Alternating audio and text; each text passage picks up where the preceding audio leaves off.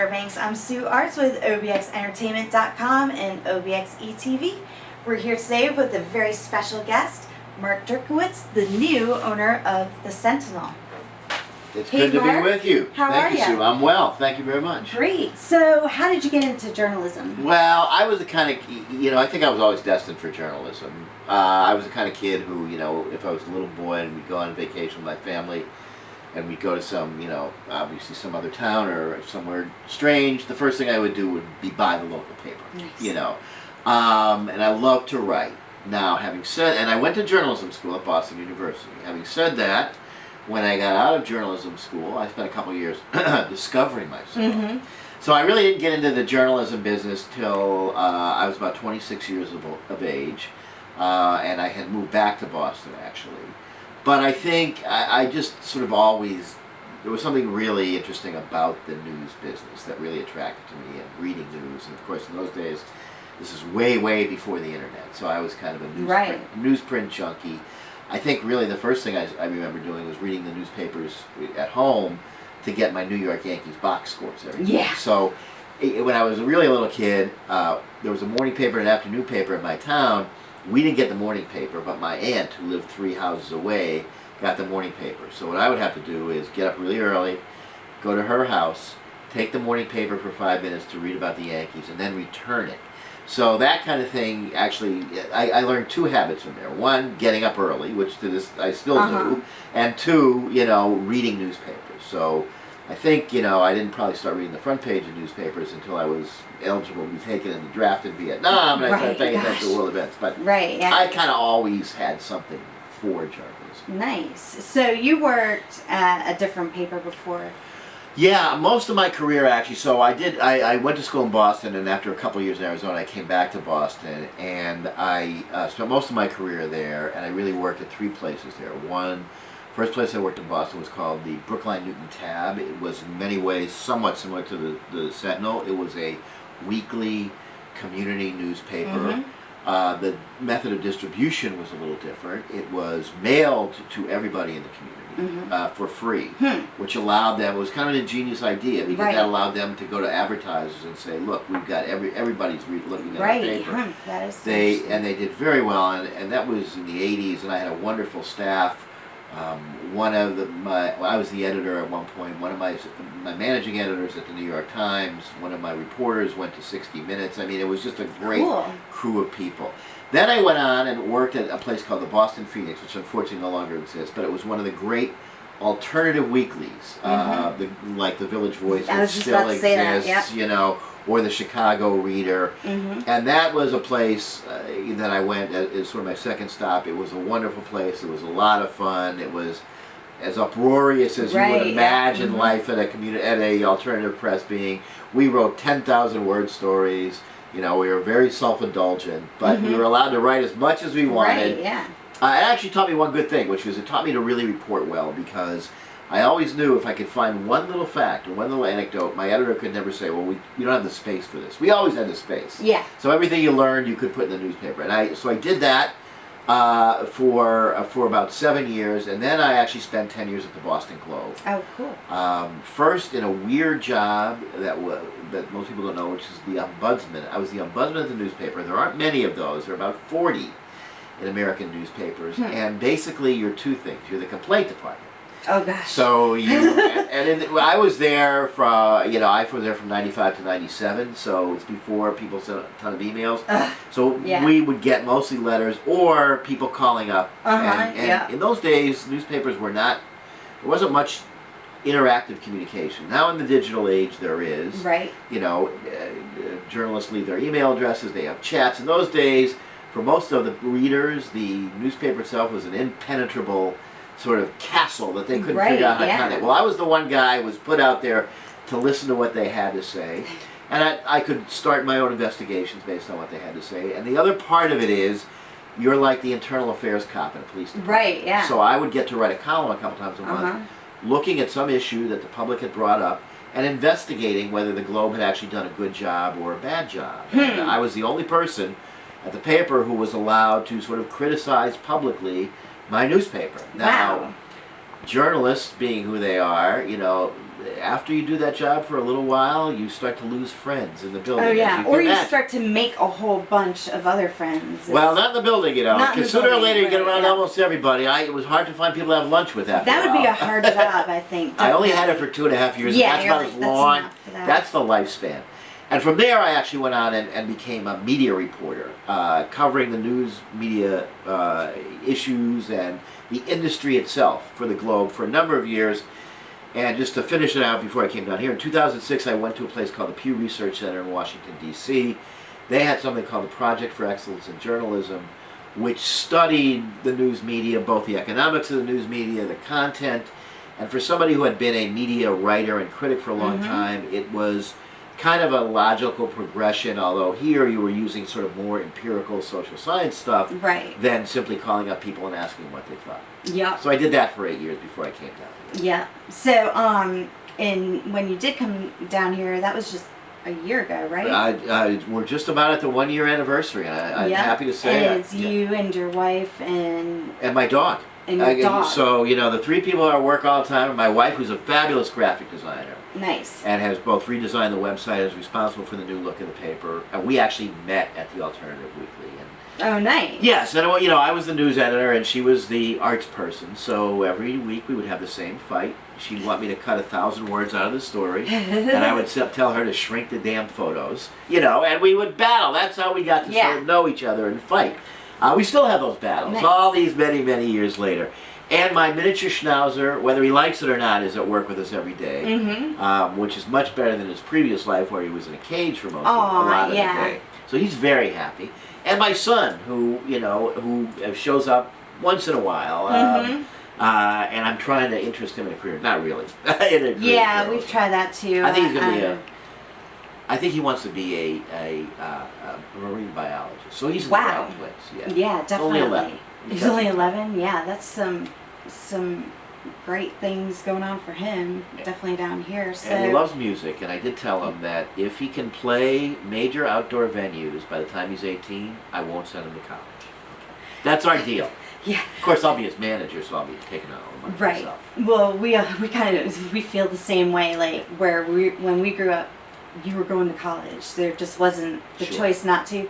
But now, like especially with stuff like that we do, we honestly feel like we learned more just being on the job and through our experience. So. Well, it's interesting you say that. I mean, obviously my son's going to go to college because he's not going to be able to play outdoor venues. But hey, you never know. You never know. Yeah. There might be a stroke of genius. But one thing I did say is I went to 4 years of school, but I did not go to graduate school for journalism. And a lot of young journalists I've talked to since have said, should I go to graduate school or not? Now, there's the Columbia University Graduate School of Journalism is a fabulous place if you're going to make a career, because you're very likely... you're like super rich, too. That helps. But also, you know, your teacher is likely to be an editor at the New York Times. So it's a great place to make contact. But for other people, I say what you said, which is writing a story, a real story, and having an editor edit it, and getting it in a newspaper or online or in some, on some media platform is worth 2 semesters of classroom work. You know? Yeah, and they don't really explain that, and as you're getting your education, like they just make it seem like you graduate and there you go, like you're set for life. But not anymore, not these days. Nope. So, how did you find the Outer Banks? Yeah. So we moved to the D.C. area in 2006, and I'd heard of the Outer Banks, knew they were reasonably close, and basically said, okay, I don't know if it was our first year down there or second year, but we said, let's take our summer vacation down there. And so we did, and we instantly fell in love with the place. And, we had that classic feeling that I'm sure a lot of people have described, which is, when you're heading the other way over the right bridge and go, why am I leaving here again? So we had probably come down about 10 times. During the maybe 8 years we lived there, most of the time for 1 week in the season, but a couple times even in the off season. And I really kind of fell in love with the place.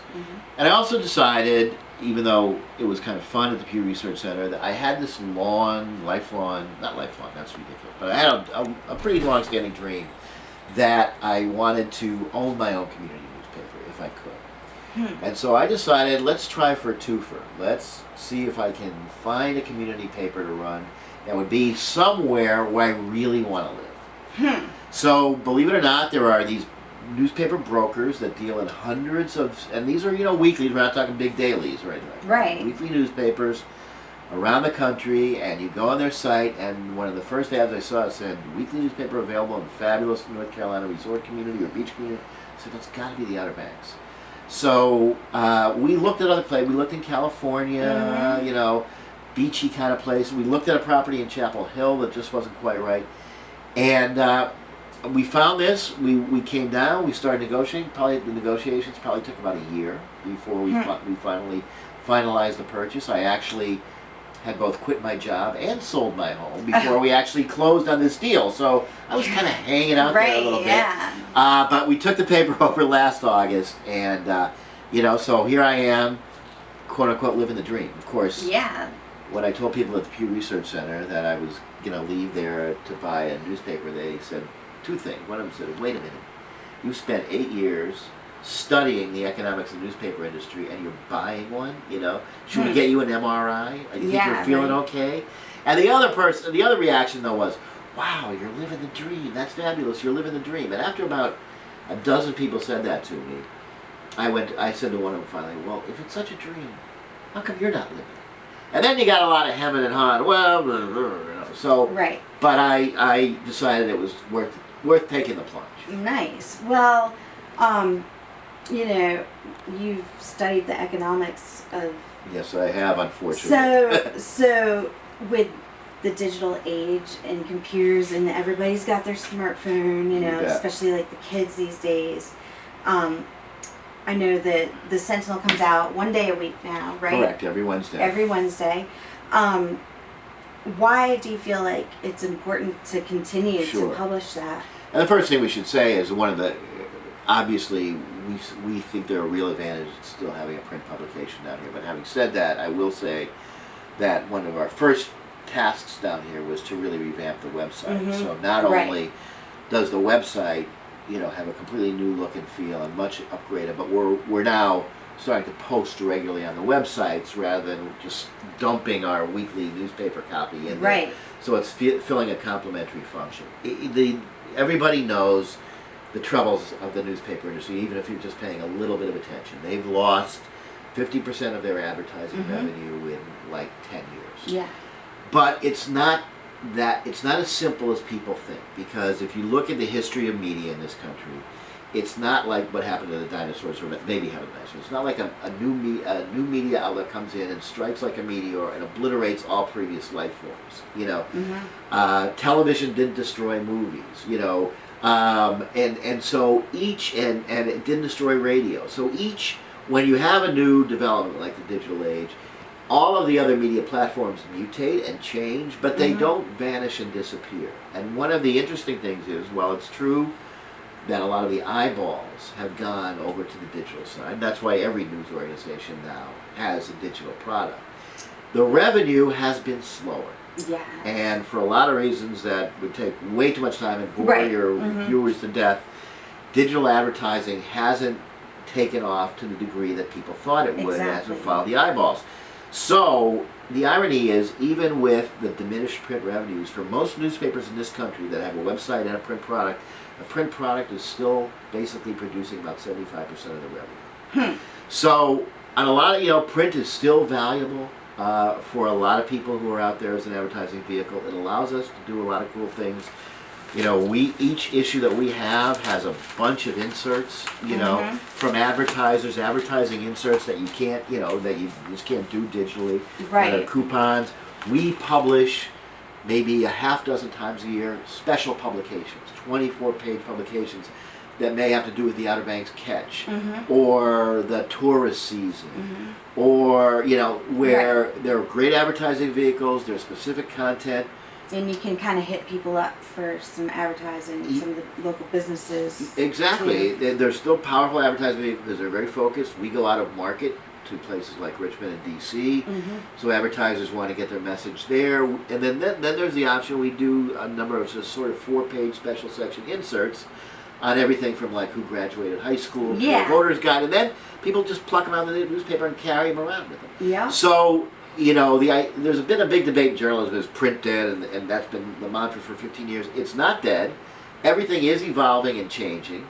Everybody wants to move more to the digital model, but as I've learned, and it's been reinforced since I'm down here, print still has tremendous value. So we're really the only news organization that has a print and digital product down here on a regular basis, and we think if we can make these complementary, then we got something going. Yeah, and then there's, old school people, like, I know, like you were saying about getting up and getting the morning paper, like my dad, like every morning at breakfast, but can you imagine now, like, if you had to put out a morning and afternoon edition and then get your paper boy to like deliver it? It just seems like so foreign now that even happened. It's very generational, obviously. Yeah. You and I mean, particularly me, I'm old enough. I mean, there was a tactile experience to reading the newspaper. It was, it was an experience, and you liked having it in your hand, and you liked relaxing. Of course, the old argument used to be, well, you can't take a computer to the bathroom. Well, we learned you can take a computer to the bathroom.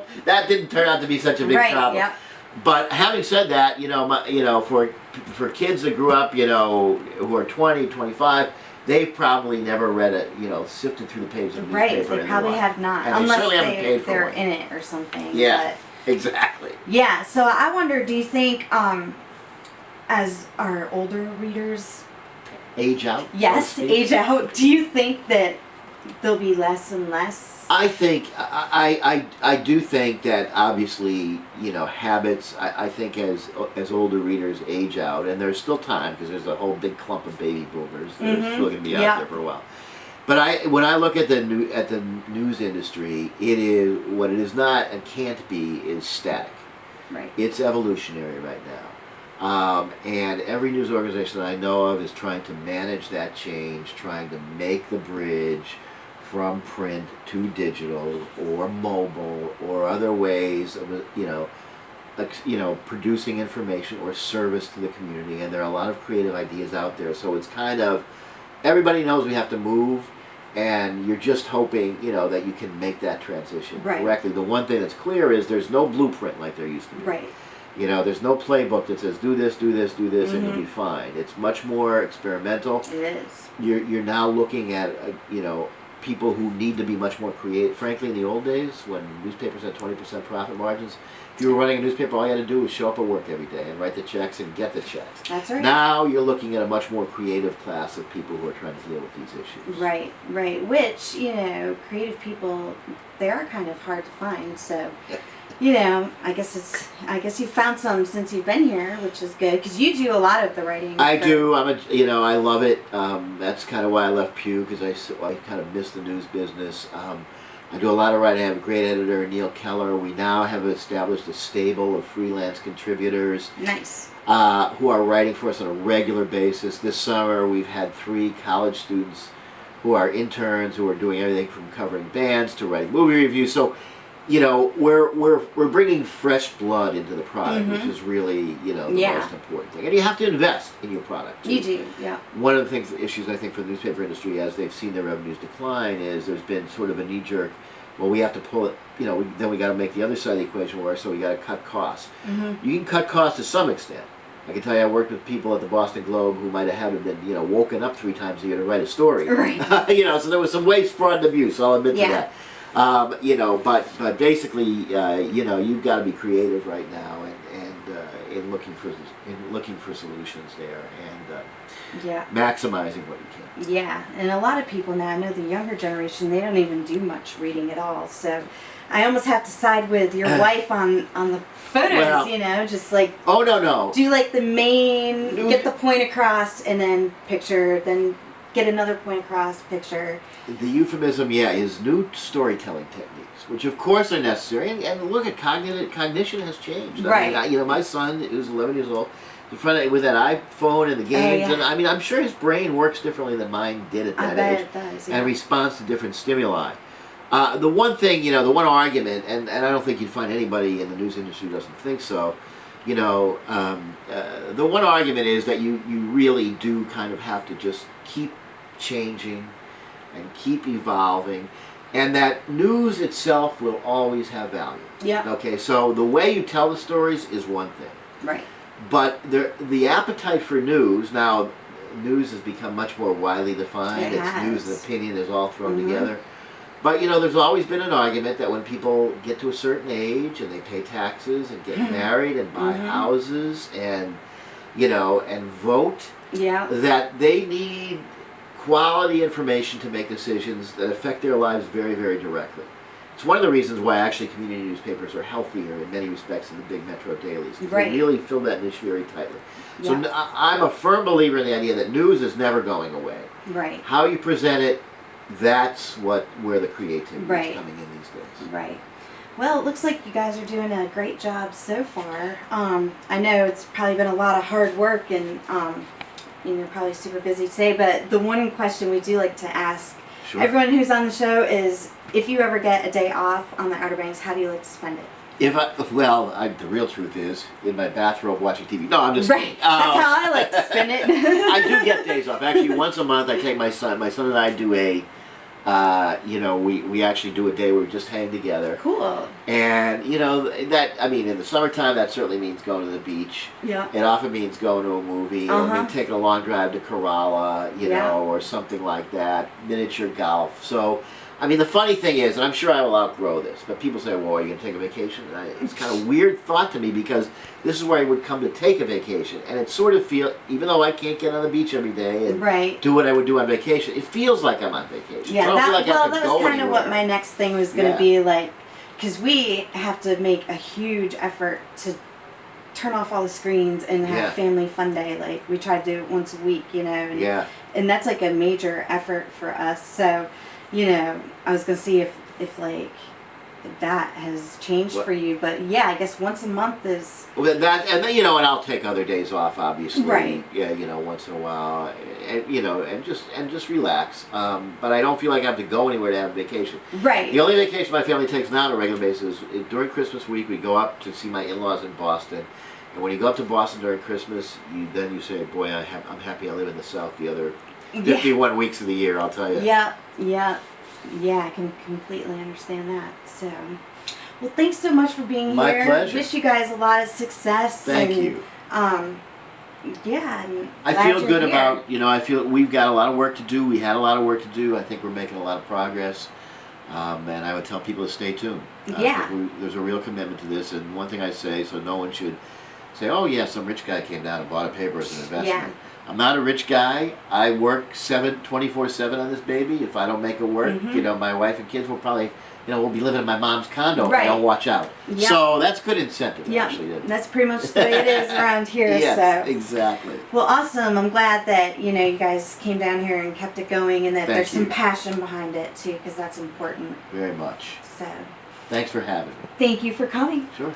I'm Sue Arts with OBXentertainment.com and OBXE TV, and we'll see you next time.